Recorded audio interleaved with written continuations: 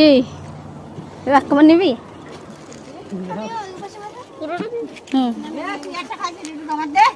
এই যে মাঠটা ফ্রিজে রয়েছে।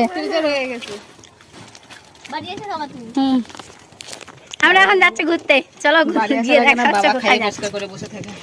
বাবার খাই চলো। হ্যাঁ হ্যাঁ বাবা আসবে না কি করে, এই যে আমরা কথা বলে